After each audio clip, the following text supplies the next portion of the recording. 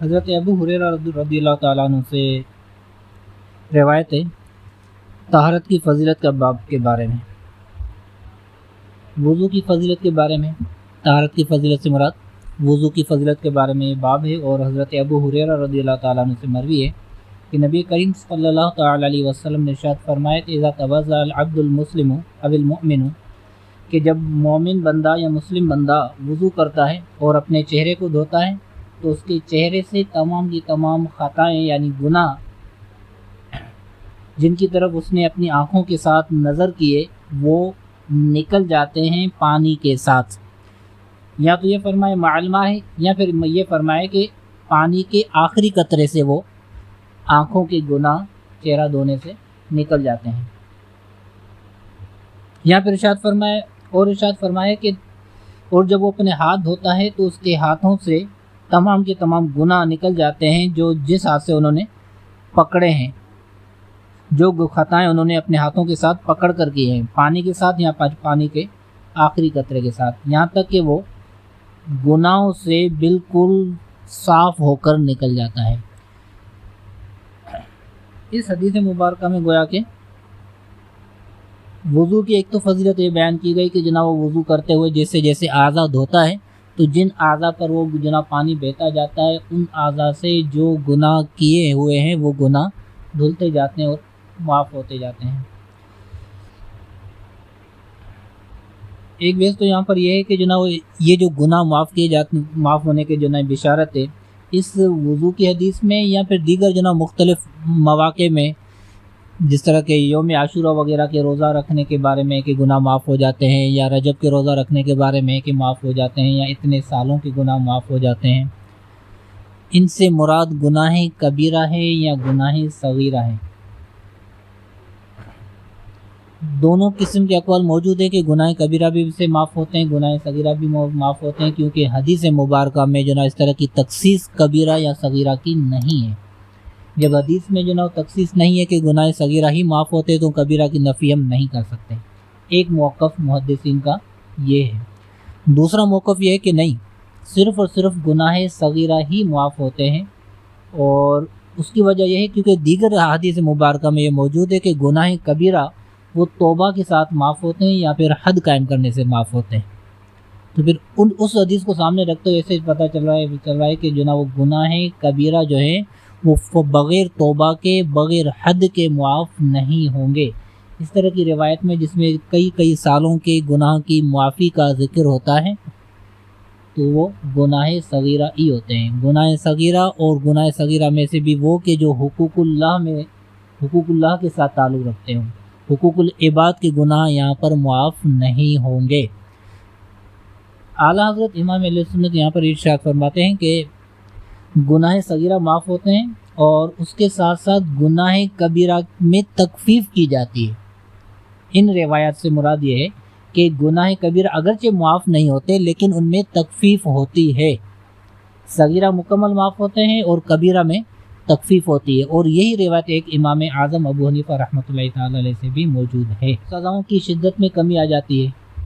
کثرت میں کمی آ جاتی ہے، دونوں طرح کی کمی آ جاتی ہے۔ اب یہ کہ گناہ کبیرہ میں کمی آتی ہے، یا تو اس کی سزاؤں کے اعتبار سے کمی آ جاتی ہے یا اس کی کثرت کے اعتبار سے کمی آ جاتی ہے۔ تخفیف سے مراد یہی ہے۔ امام ترمذی کہتے ہیں کہ ھذا حدیث حسن صحیح،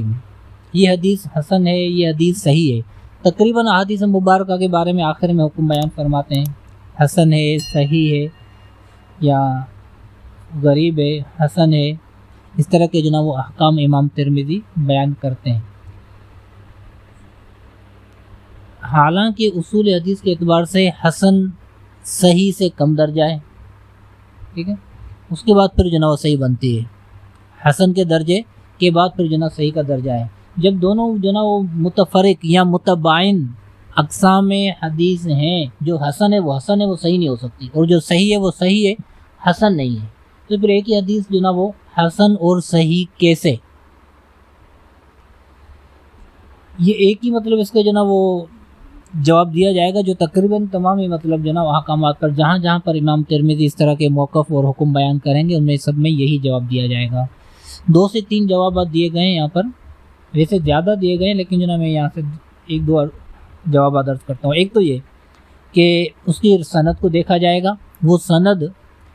دو سندوں سے یا وہ حدیث مبارکہ مروی ہے یا ایک ہی سند سے مروی ہے۔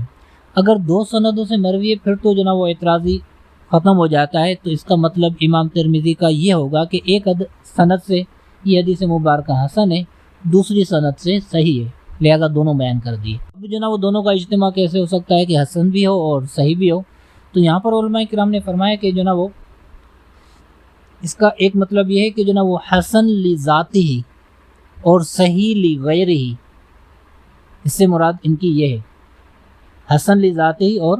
صحیح لغیرہ ہی۔ یہ جو نا وہ دونوں آپس میں جو نا وہ قریب قریب کے ہیں کہ حسن لذاتی ہی کو بھی جو نا قبولیت کی وجہ سے وہ صحیح لغیرہ کے درجے پر پہنچ سکتی ہے، ٹھیک ہے۔ یہاں پھر جو نا وہ بعض تیسرا جو نا یہاں پر یہ بھی ہے کہ جو نا وہ اس کے بارے میں اسماء رجال کے ماہرین، اسماء جرح و تعدیل، ماہرین جرح و تعدیل نے ان میں جو راویان ہیں، راویین میں جو نا مختلف رائے موجود ہیں ان کی، کہ بعض کے نزدیک ان کے راوی جو نا وہ صحت کے درجے کو پہنچتے ہیں، بعض کے نزدیک ان کے راوی جو نا وہ حسن کے درجے کو پہنچتے ہیں، لہذا دونوں جو نا وہ جرح و تعدیل کے قائلین کا اعتبار کرتے ہوئے حدیث مبارکہ کو حسن بھی کہہ دیا اور صحیح بھی کہہ دیا۔ ایک اور قول بھی ہے یہاں پر کہ امام ترمذی یہاں پر جو نا وہ مترادف معنی کا اعتبار کرتے ہیں، حسن اور صحیح میں اصطلاح اصول حدیث کے بجائے لغوی معنی کا اعتبار کرتے ہوئے مترادف جو نا وہ معنی مراد لیتے ہیں کہ دونوں سے مراد ایک ہی ہے۔ تو اس طرح کی جو نا وہ توجیہات ان جو نا وہ اقوال میں کی جائے گی جہاں پر جو نا وہ حسن اور صحیح کا اجتماع کریں گے امام ترمذی، ٹھیک ہے۔ مالک بن سہیل سے یہ حدیث مبارکہ امام مالک جو نا وہ سہیل سے روایت کرتے ہیں، اور سہیل جو ہیں وہ اپنے باپ سے، اور وہ ابو ہریرہ رضی اللہ تعالیٰ عنہ سے۔ سہیل کے جو باپ ہیں وہ ابو صالح ہیں، ابو صالح سمان، اور ان کا اصل نام ذکوان ہے، یہ معروف ہیں ذکوان کے نام سے، سندوں میں ان کا نام آتا رہتا ہے ذکوان کے نام سے۔ یہاں پر کیونکہ جو نا وہ یہ راوی ان کے باپ کا نام ذکر نہیں تھا سند میں، اس لیے جو نا وہ امام ترمذی نے ان کے والد کی تصریح کر دی کہ یہاں پر یہ ہیں ان کے والد، یہ علاقے وغیرہ کا نام ہے ابو صالح سمان، اصل نام ان کا ذکوان ہی ہے۔ حضرت ابو ہریرہ رضی اللہ تعالی عنہ، ان کا نام کیا ہے؟ ان کے بارے میں بھی جو نا وہ مختلف حضرات نے اقوال کیے ہیں، تقریباً 30 کے قریب جو نا ان کے نام بیان کیے گئے ہیں حضرت ابو ہریرہ کا۔ یہ تو ظاہر کنیت ہی ہے، اور اس کا واقعہ مشہور و معروف ہے، آپ علیہ الصلوۃ والسلام کی بارگاہ میں وہ بلی کا بچہ آستین میں لے کر آئے تھے، تو آپ علیہ الصلوۃ والسلام نے ابو ہریرہ سے خطاب کیا تھا، جب کے بعد ابو ہریرہ رضی اللہ تعالیٰ عنہ سے ہی معروف ہو گئے۔ ان کا اصل نام کیا ہے؟ بعض لوگوں نے کہا کہ عبد الشمس ہے،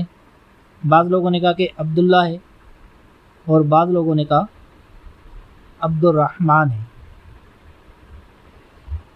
عبداللہ جو ہے یہ اصل نام ہے، یہ قول امام بخاری کا ہے، امام محمد بن اسماعیل،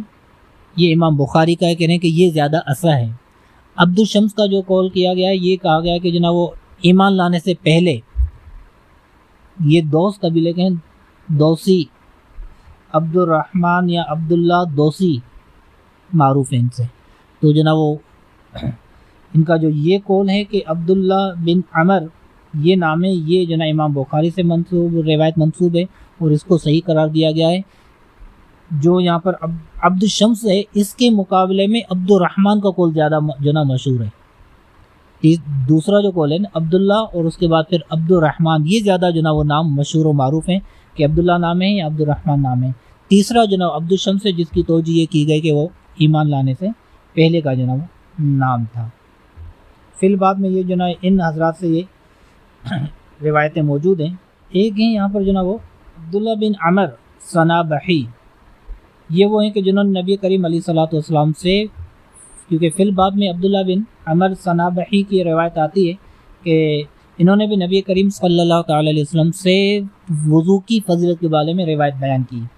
یہاں پر جو نا یہ جو بیان کریں گے صنابحی، یہ 3 حضرات ہیں، صنابحی جو نا اسماء رجال میں 3 حضرات آتے ہیں۔ ایک تو یہ کہ جو فضل طہور کے بارے میں ان سے جو نا روایت آتی ہے، دوسرے کہہ رہے ہیں کہ جناب وہ عبداللہ صنابحی جو ہے جنہوں نے حضرت ابو بکر صدیق رضی اللہ تعالیٰ عنہ سے روایت کی ہے وہ صحابی نہیں ہے، تابعی ہیں، ٹھیک ہے۔ ایک تو یہ فی الباب میں جو ہے یہ صحابی ہیں، دوسرے عبداللہ بن عمر جو صحابی صنابحی ہیں، یہ جو حضرت ابو بکر صدیق رضی اللہ تعالیٰ عنہ سے روایت کرتے ہیں، معروف ہیں، مشہور ہیں، یہ تابعی ہیں۔ اور تیسرے جو عبداللہ صنابحی ہیں، صنابح بن عاصر، یہ بھی صحابی ہیں، ان سے بھی روایت معروف ہے، روایت ہیں، لیکن ان سے جو ہے روایت وہ وضو کی فضیلت کے بارے میں روایت منقول جو نا وہ نہیں ہے۔ کہہ رہے ہیں کہ ان کے بارے میں دوسری روایت مقبول ہے، منقول آتی ہے کہ نبی کریم صلی اللہ تعالیٰ علیہ وسلم سے یہ روایت کرتے ہیں کہ آپ نے فرمایا کہ بروز قیامت امت کی کثرت کی وجہ سے میں جو نا وہ فخر کروں گا، تو لہٰذا میرے بعد آپس میں قتال نہ کرنا، ٹھیک ہے۔ یہ روایت بھی جو نا وہ صنابحی سے ہے، لیکن یہ صنابحی دوسرے صحابی ہیں، اور فی الباب میں جو فضل طہور کے بارے میں وضو کے بارے میں فضیلت ہیں وہ بھی جو نا وہ صحابی ہیں۔ تیسرے جو ہیں وہ تابعی ہیں جو حضرت ابو بکر صدیق رضی اللہ تعالیٰ عنہ سے روایت کرتے ہیں۔